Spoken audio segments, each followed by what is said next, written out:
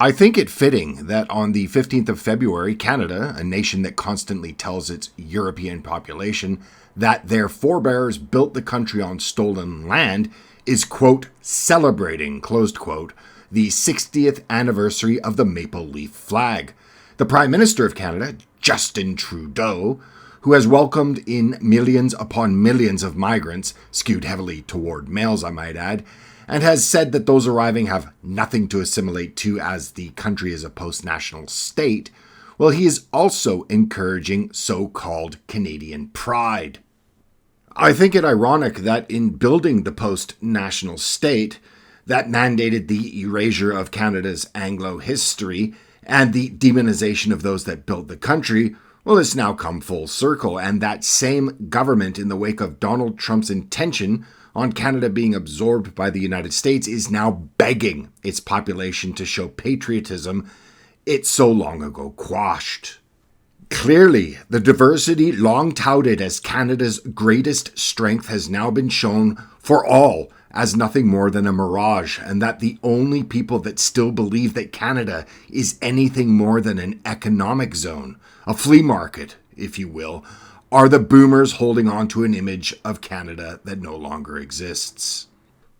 But what I'm going to do in this video is let you in on a bit of a Canadian secret.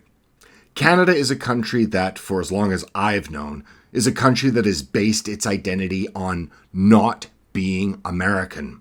A nation that masks its inferiority complex in self-aggrandizing airs of superiority. Canada is to the US as South Korea is to Japan, Wales is to England, or Austria is to Germany, of course, without the historical baggage. It's a country that is overlooked, forgotten, unknown, and mostly people are uninterested in it because of its proximity to the colossus that is the United States. And this has built many, many, many bad cultural, mental, and national habits in those Canadians that have roots in the country. And speaking of bad habits, everyone's got bad habits, and sometimes it's not about quitting, it's about finding a better alternative. Fume, the sponsor of today's video, has created an innovative flavored air device that's perfect for those moments when you want to break away from bad habits and still have something enjoyable to reach for. Fume's award-winning flavored air device allows you to draw flavor into your mouth, but it's not a vape, it's an alternative to vaping and can even help you quit bad habits and can be used anywhere as there are no electronics, vapor, nor combustion. There's not even any batteries. There's no nicotine, it's not addictive, and comes at a fraction of the cost of those habits that you're looking to leave behind. Fume's core is closer to something like herbal teas with a variety of flavors like crisp mint or orange vanilla. It has a pretty neat design and, well, it's made to be fidgeted with. Fume has already helped over 300,000 people build better habits. So try Fume today, and if you order the Journey Pack now using my code BLACKPIGEON, you'll get a free Fume topper, which is an awesome accessory to help level up your experience. So go to tryfume.com/blackpigeon or scan the QR code on the screen now. I think you'll be pleasantly surprised while breaking bad habits and finding a better alternative. President Donald Trump has in the past several months spoken of his plans to absorb Canada into the United States. Interestingly, in a country that touts itself as a post-national state and has for the past 10 years spared no effort in deconstructing the foundations of the country, well, it's now in the midst of an astroturfed attempt at rekindling nationalism and patriotism in response. Hence the call by several former prime ministers to fly the leaf flag this 15th of February. But this will be very difficult. The half of the country that does have roots in Canada, well, they've been deeply demoralized over the past 10 years by the premiership of Justin Trudeau, and the 44% of Canada's population that is made up of first and second generation immigrants, well, they have no link to the historical group nor its culture that built the country. But it is obviously the first group that I'd like to focus on because it's the group I know best. So any Canadian, if they were honest, would tell you that for at least since the raising of the maple leaf flag, Canada's identity has been based on the premise that Canadians aren't American. Canada, like Australia, was up until the 1960s an outpost of the United Kingdom. But while Australia has been able to retain some of its own cultural legacy, as it is secluded down under, Canada, other than the French, of course, well, they share the same language, history, religious traditions, and European heritage with the United States. And for this reason, Canadians have found it very difficult to differentiate themselves from their southern neighbor.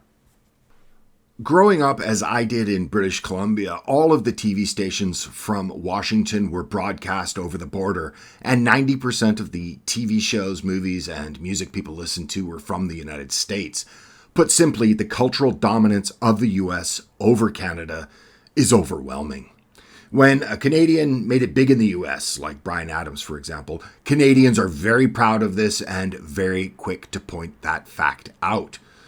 And in other things, even to the extent that Canadian urbanism, up until the last couple of decades, has been indistinguishable from the American model of suburbia, even though Canadian city cores haven't been hollowed out by or via white flight. Canada, from its malls, fast food, shops, products, and language, most importantly, obviously, is basically an extension of the United States, to the point that even the accent of your average Anglo-Canadian, excluding Newfoundland, of course, is almost indistinguishable from that of many of America's northern states. Thus, Canadians, at least all that I knew growing up, attempted to cling to some vain sense of cultural superiority, that Canada, again, at least when I was young, had little gun violence and was a much safer society in general than the United States. But missing out on that equation was the very similar and safe states of New England or the Dakotas or Idaho, for example. Canadians always like to compare themselves to Mississippi or the inner cities of Detroit or Baltimore to feel good about themselves. But most of all, Canadians hold a kind of religious reverence to the now crumbling socialized medical system, which I might add was very good prior to the transformation of the country under Justin Trudeau. But the system is now almost utterly dysfunctional. Moreover, and more broadly, Canadians like to tell themselves that the world loves Canada and hates America, to the point where many like to sew a little maple leaf flag on their bags or hand out maple leaf pins when they're abroad, telling themselves that those on the receiving end are fortunate enough to meet a Canadian and bask in their radiance. Again, the equation is Canada good, Canada loved, America bad, America not loved. But because anyone outside of North America, almost anybody, can't tell the difference between Euro-Canadians and Euro-Americans, these Canadians must bellow this and the superiority of Canada from the mountaintops. But what's left in 2025? Why should Canada, where half the population has recently arrived from vastly different cultures, and the other half that has been demonized as the descendants of colonizers that live on stolen land, what do they have in common? And what do they have to be proud about? Pride, I might add, that has been heavily discouraged by every organ of the state, as well as in the media and academia, for at least the past 10 to 15 years. If one were to be honest, Canada is a very, very, very unhealthy nation, socially, culturally, and especially financially. According to the Organization for Economic Cooperation and Development, Canada will be the worst performing advanced economy from 2020 to 2030 and from 2030 to 2060. Moreover, a recent secret report by the Royal Canadian Mounted Police, that being the RCMP, the report warns the Canadian government of potential civil unrest due to worsening economic conditions as, quote, once citizens realize the hopelessness of their economic situation, closed quote.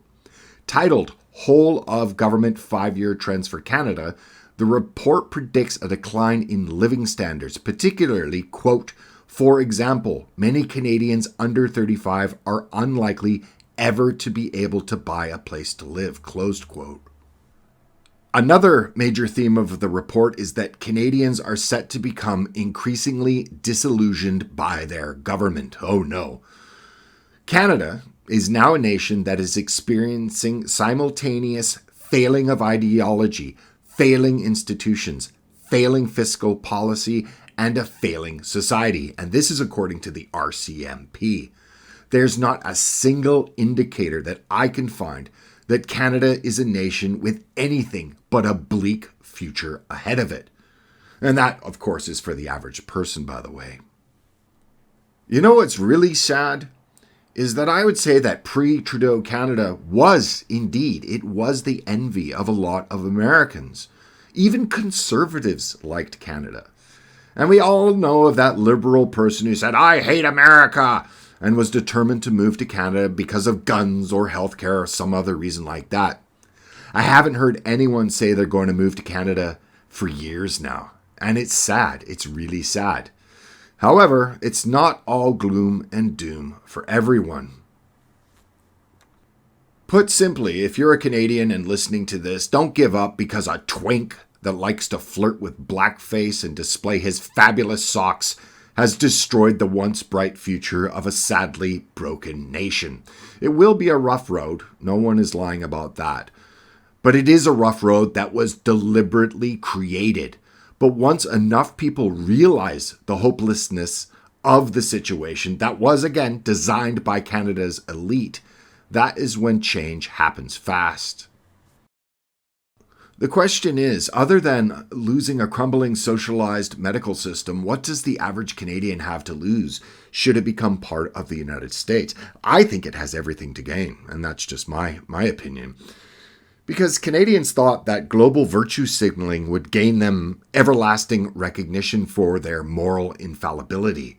Instead, what they're left with is a post-national country that very few living in it, other than delusional boomers that is, very few living in it even care about it anymore. If one were to be honest on this 60th anniversary, it was the raising of the maple leaf flag and its replacement of the red ensign that signaled the death spiral of the nation of Canada. And it was the Trudeau regime and his associated ilk that drove the final nails into the nation's coffin lid. So that's it. That's the end. Thank you very much for watching. If you liked the video, please check to see that you're still subscribed. Also give it a thumbs up. If you'd like to help the channel, it'd be very much appreciated. Ways of doing so are in the description below. Also remember to check out the sponsor of today's video, Fume, that helps you break bad habits with better alternatives. Link is in the description and in the pinned post. With that, I'll see you in the next video. Bye for now.